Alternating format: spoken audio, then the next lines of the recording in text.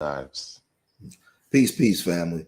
George Macon and my brother Richie, we at you again, man. Um, we want to cover this because I got somebody sent me this yesterday and I read it and I sent it to my brother Richie and we had a conversation on it. And we basically a lot of people like to talk about the modern women and all this kind of stuff. I don't want to really get into the modern woman.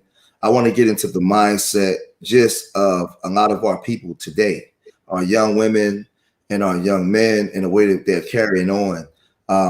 So I'm gonna read this. I'm gonna read this, and then we're gonna basically get briefly just talk about this before we'll probably end up doing a live stream on this. But let's just cover this. So this was a message from a girl, Keisha BG, and they would, I guess it was her and a guy. They were sending messages back, and it says replying to Jiggy J. If we're not married, it's my child, and I don't have to give my child that I carried for 9 months the last name of a man who ain't my husband. He's just the father, and there's no ties to him. Wow. Even if we're married, I don't need to give my kids my husband's last name. It's 2021. So I mean, let's just look at it one more time. If we're not married, it's my child, and I don't have to give my child that I carried for 9 months the last name of a man who ain't my husband. He's just the father, and there's no ties to him. Even if we're married, I don't need to give my kids my husband's last name in 2021. Brother Richie, my brother from across the pond, when you read this from the Caribbean to London to the Americas as a father, what's your opinion on this? It's crazy. Big up to everyone, first of all. Yeah, it's crazy, brother. Like, the detachment in the mind between sex, childbearing, and commitment to somebody is just, it's kind of mind blowing to hear it. But, again, as you said, we're seeing it every day in reality. But, it's funny. You're talking about not being a husband, and we kind of touched on this, and I know you're going to touch on it. But you're still able to sleep and get impregnated to talk like this. So, what was his worth when you was laying down other than a dick? Because that's what you're showing. Like, you milk the nigga. Like, I don't understand the concept out here. It's crazy. Nah. Yeah. I guess when I'm reading this, and she's saying if we're not married, it's my child.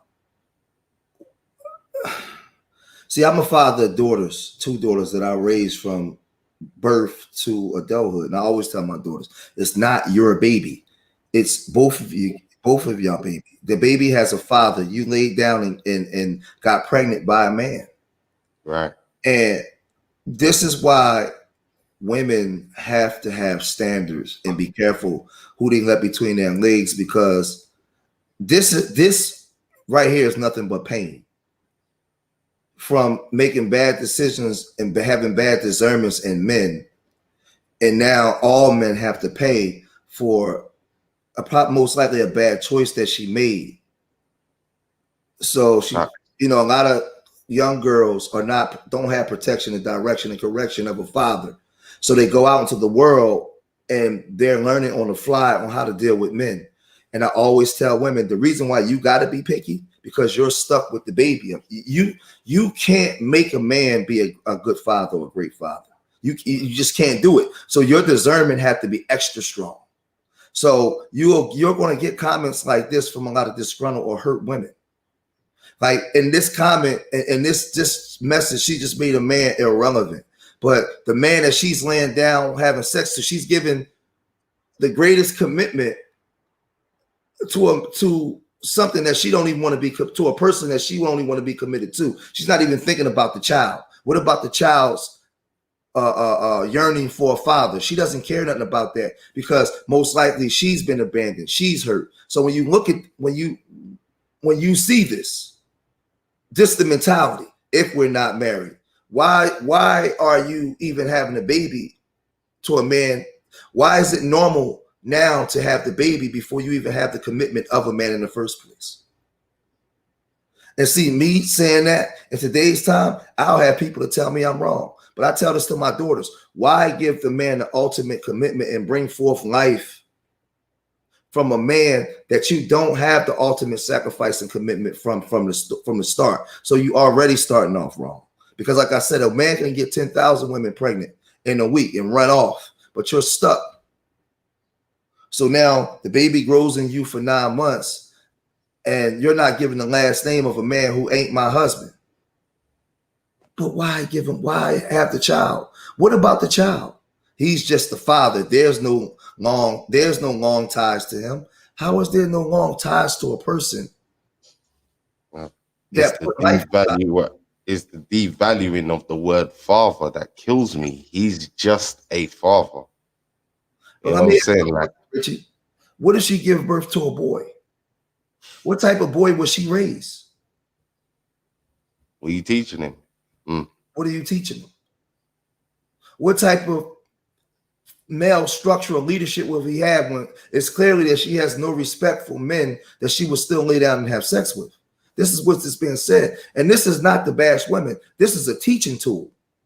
As a father of a son, 2 sons, and 2 daughters. What, could my son lay down with a woman that thinks this way? She only values him for his penis, but not his contributions to the child's life.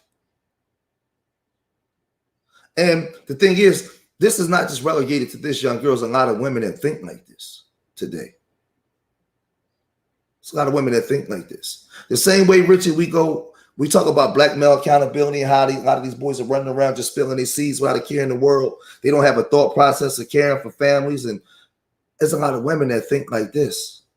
They're caught up in this new paradigm of everything me, I, me, I, iPhone, I ready, I this, I that. It's not about the collective structure of the family. I'll make babies, but I can care less about a man. This is being normalized, Richie. What you think about that?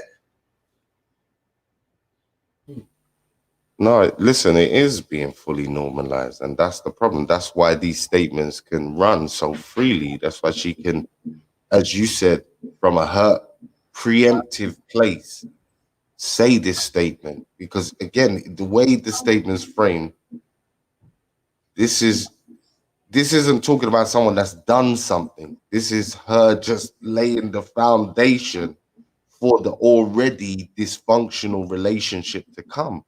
That's the craziest part. So it's like you've accepted the hurt before it's even happened. You've started to make grounds for more dysfunctional behavior in the future tense. And as you said, at this point, we don't even know whether it's going to be a boy or a girl. So again, that's going to have an even greater impact. And this is where, again, these problems are perpetual. It's generational. This is how, 1-2 generations of this behavior, and you got a real problem on your hands. Just think of this, Richie. Let's look at the beginning. If we're not married, it's my child. And what I'm detecting from this, most likely she didn't have her father. Or if she did, he wasn't active. So she was raised by her mom. So psychologically, she probably saw her mom doing everything.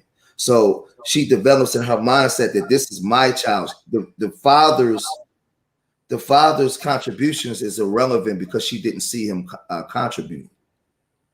So her having a baby, it's my child. Like you're irrelevant because she's not used to seeing male structure. And a lot of young girls, unfortunately, come up today where they're raised in a house with all women. They seeing women being the head of household, women being everything. So what is the value of a man other than the penis? So it's my baby. Why should I give a man my last name? I got my mama's last name anyway. I never had my daddy's last name. I barely know my daddy. So what you're seeing is a reoccurrence of black dysfunction within the family structure that was destroyed by the dominant society. And from male and females. From male and female. And what happens is, this is the horrifying aspect of it when you see it going through the women's side, because these are the women that give birth to our children.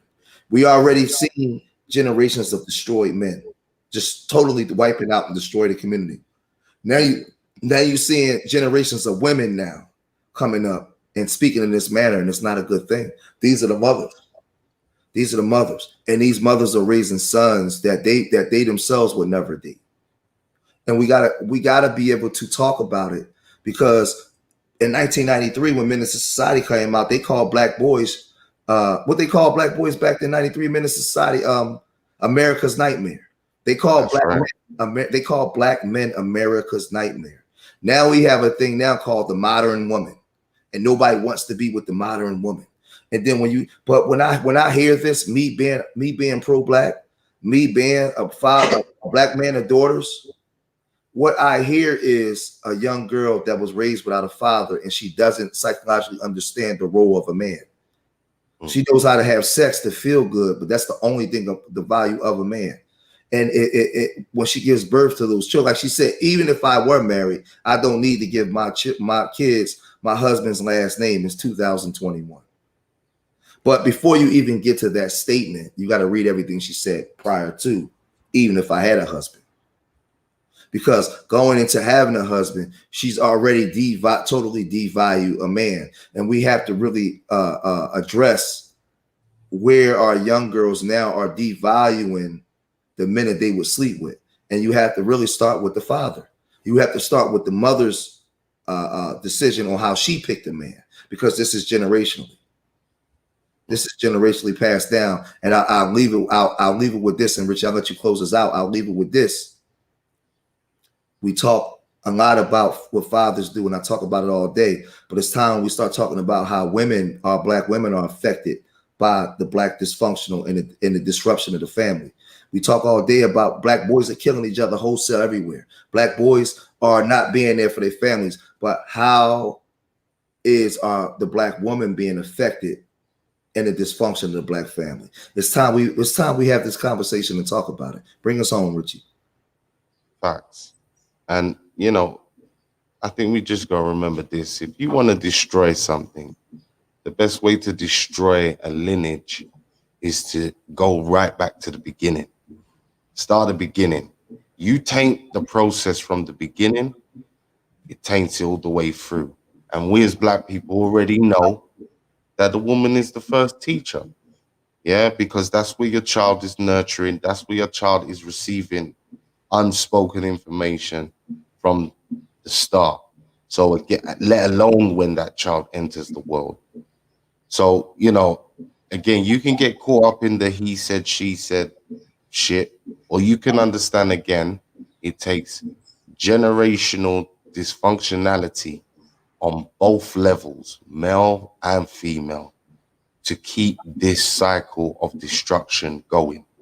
So until we understand that, and until we also understand the true value of our sisters as the incubators, the first teachers of our children, until our sisters understand the value of who they're laying down with and procreating with and bringing these future black gods into the world with, until you understand that and have a true value system for that, they're going to keep producing dysfunctional people like we're seeing in this post. Yeah. So again, there's always a lesson to learn, whether it's what not to do or what to do. Yeah. But as black people, we need to protect our legacy and know that this is fundamentals for success in whatever area you want to go into. Economics, politics, wherever, science, whatever you want. Whether you're looking for that black excellence, this is the only way to achieve it. Fix this or never see black excellence rise to the heights that you know it should be. Peace and powers, people. Let them know, Richie, where they can find you at. Black Eyes TV 7 YouTube channel. Hit us up, like, share, and subscribe. Hit me up on Instagram also, Black Eyes TV 7, or find me on Facebook, Black Eyes TV Richie. And make sure y'all subscribe to the George Bacon Experience, and make sure y'all subscribe to Urban Nerds. There we got them on Tank Top. Make sure you guys subscribe to Urban Nerds. Every conversation that we have is educational and is about the rebuilding and restructuring of the Black family. That's what it's about. So make sure y'all like, subscribe, and share. Subscribe to the Urban Nerds channel and the George Making Experience and Black Ice TV. Remember, we love y'all. Till the next time. Peace.